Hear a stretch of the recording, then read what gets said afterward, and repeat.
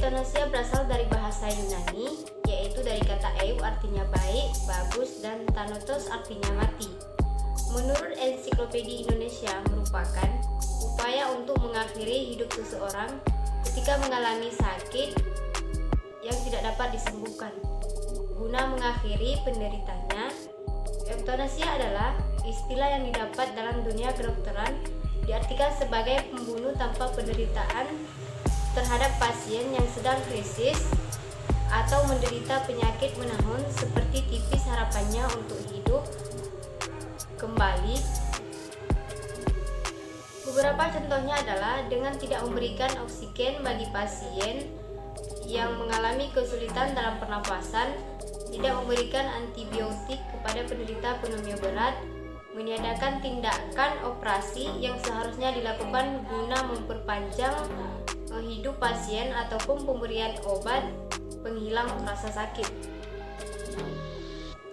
Contoh kasus euthanasia adalah pada tahun 2002 ada seorang pasien wanita berusia 68 tahun yang terdiagnosis menderita penyakit sirosis hati. 3 bulan setelah dirawat, seorang dokter bermarga par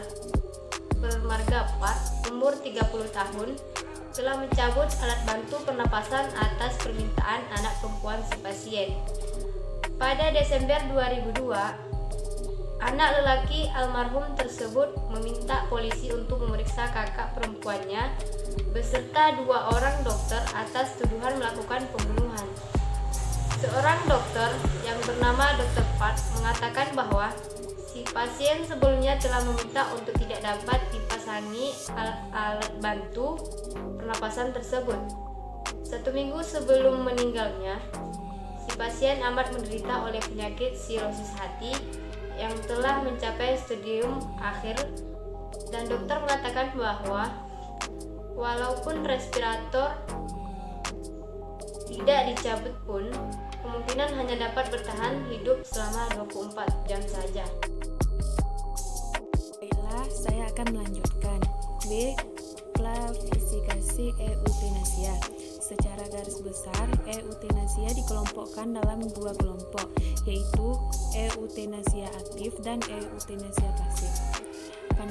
Pandangan yang mengelompokkan euthanasia sebagai aktif dan pasif mendasarkan pada cara euthanasia itu dilakukan.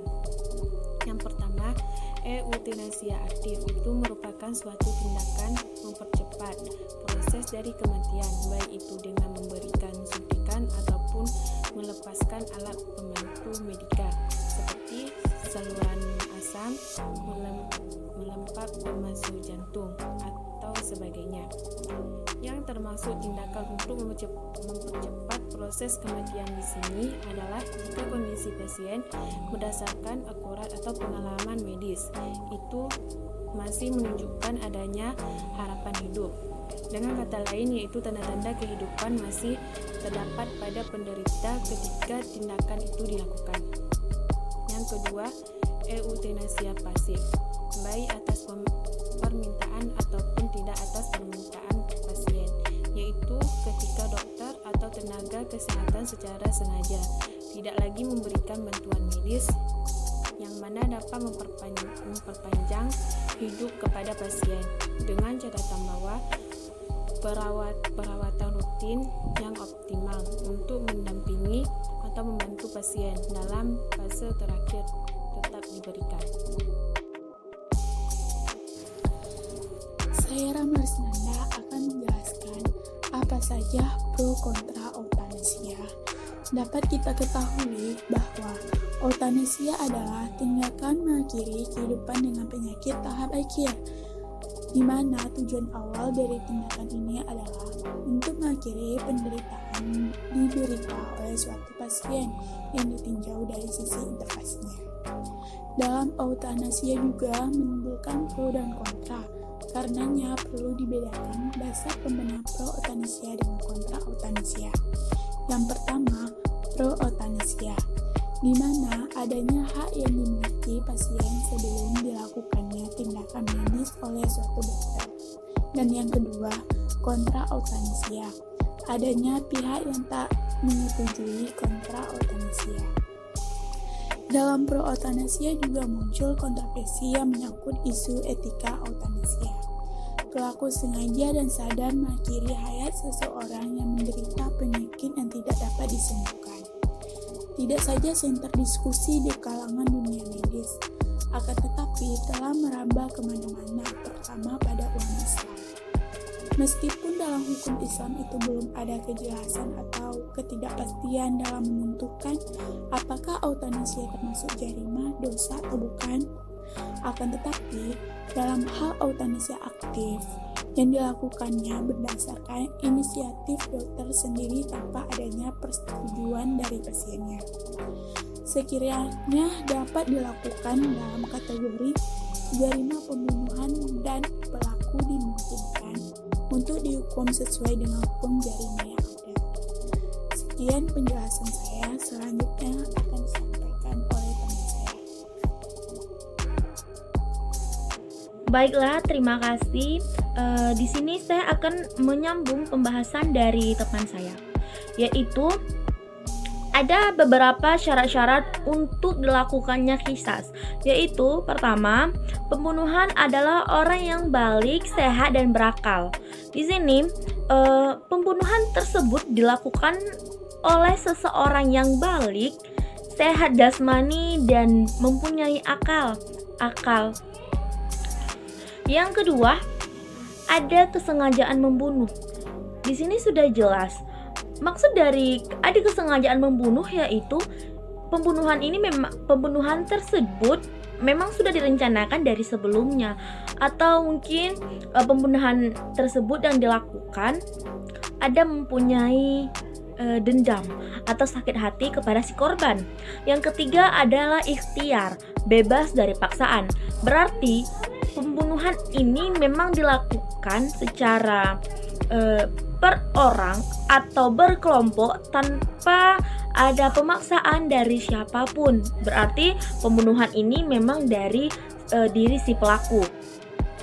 Yang keempat adalah pembunuhan bukan anggota dari keluarga korban. Di sini maksudnya adalah pembunuhan tersebut atau orang yang membunuh tersebut adalah bukan dari anggota keluarga, melainkan adalah orang lain yang mempunyai dendam atau ada sakit hati kepada si korban. Yang terakhir adalah jarimah. Di sini jarimah dilakukan dengan secara langsung. Jarimah secara langsung ini maksudnya adalah jarimah dilakukan, pembunuhan tersebut yang sudah dilakukan akan dilaksanakan secara langsung. Berarti membunuh si korban dengan langsung. Seperti itu. Di sini saya akan menjelaskan eutanasia menurut ilmu kedokteran. Menurut ilmu kedokteran, eutanasia dibagi menjadi dua, yaitu eutanasia aktif dan eutanasia pasif. Eutanasia aktif merupakan suatu tindakan mempercepat proses kematian, baik dengan memberikan suntikan ataupun melepas alat pembantu medika, seperti saluran asam, melepas pemacu jantung, dan sebagainya. Yang termasuk tindakan untuk mempercepat proses kematian di sini adalah jika kondisi pasien menurut pengalaman masih menunjukkan adanya harapan hidup. Dengan kata lain yaitu tanda-tanda kehidupan masih terdapat pada penderita ketika tindakan itu dilakukan. Yang kedua, eutanasia pasif, baik atas permintaan ataupun tidak atas permintaan pasien, yaitu ketika dokter atau tenaga kesehatan secara sengaja tidak lagi memberikan bantuan medis yang mana dapat memperpanjang hidup kepada pasien, dengan catatan bahwa perawatan rutin yang optimal untuk mendampingi atau membantu pasien dalam fase terakhirnya tetap diberikan. Kemudian pro kontra eutanasia. Muncul kontroversi yang menyangkut isu etika eutanasia tidak hanya didiskusikan di kalangan medis, akan tetapi telah merambah kemana-mana, terutama para ulama Islam. Meskipun di dalam hukum Islam itu belum ada kejelasan atau ketidakpastian dalam menentukan apakah eutanasia termasuk jarimah atau bukan. Akan tetapi dalam hal eutanasia aktif yang dilakukannya berdasarkan inisiatif dokter sendiri tanpa adanya persetujuan dari pasien, sekiranya dapat dimasukkan dalam kategori jarimah pembunuhan dan pelaku dimungkinkan untuk dihukum sesuai dengan hukum jarimah yang ada, Pendapat demikian didasarkan atas pertimbangan karena perbuatan itu telah memenuhi syarat-syarat untuk dapat dilaksanakan dalam qisas, antara lain pembunuhan adalah orang yang balik, sehat, dan berakal, ada kesengajaan membunuh, ikhtiar atau bebas dari paksaan, dan pembunuh bukan anggota keluarga korban. Di sini saya akan sedikit menjelaskan tentang pembunuhan euthanasia berdasarkan pandangan sudut agama, di mana euthanasia ini terbagi atas 3, yaitu euthanasia sengaja, euthanasia semi sengaja, euthanasia karena kesalahan.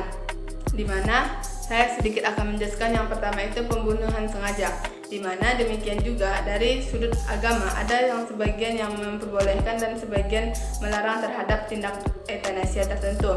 Dengan berbagai argumen dan alasan tersebut, dalam debat publik forum nomor 19 pada tahun 1996 Januari, Ketua Komisi Ketakwaan Majelis Ulama atau MUI Pusat Profesor Dr. Handus Ibrahim Hussein mengatakan bahwa Islam memperbolehkan penderita AIDS di euthanasia jika mencukupi beberapa syarat, yaitu yang pertama obat atau vaksin tidak ada, yang kedua kondisi kesehatan makin parah, yang ketiga atas permintaan pasien atau keluarga atau kerabat sekitar yang menginginkannya, dan atas persetujuan dokter tersebut. Dan yang keempat, adanya peraturan yang memperbolehkan terhadap undang-undang euthanasia.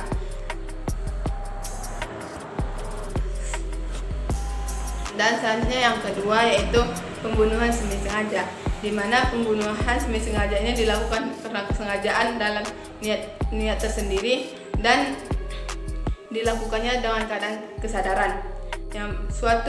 Di mana suatu perbuatan penganiayaan tersebut seseorang tidak ingin bermaksud membunuh tetapi mengakibatkan kematian. Meskipun dalam hukum Islam belum ada kejelasan atau tindak pidana tersebut, pasti dalam menentukan apakah euthanasia termasuk jarmiah atau bukan. Akan tetapi dalam euthanasia aktif yang dilakukan hanya berdasarkan inisiatif dokter sendiri tanpa adanya persetujuan dari pasien, sekiranya dapat dimasukkan dalam kategori jarmiah. Pembunuhan dan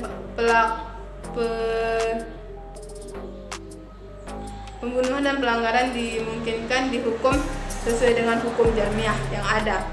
Dapat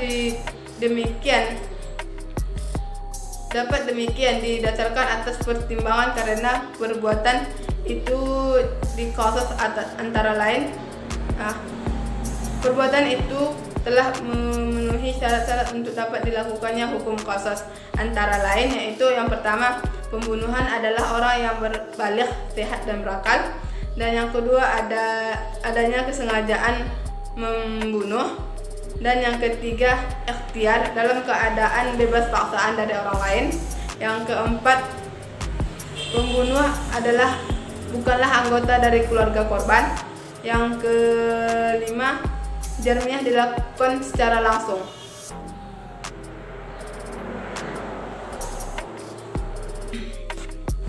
Oke, yang selanjutnya yang ketiga, pembunuhan karena kesalahan, yaitu suatu perbuatan yang dilakukan tanpa adanya niat tertentu dan tanpa kesadaran tersebut, yaitu suatu pembunuhan yang terjadi bukan dengan sengaja, seperti seseorang yang terjatuh dari tempat tidur dan menimpa orang lain sehingga orang tersebut meninggal. Dan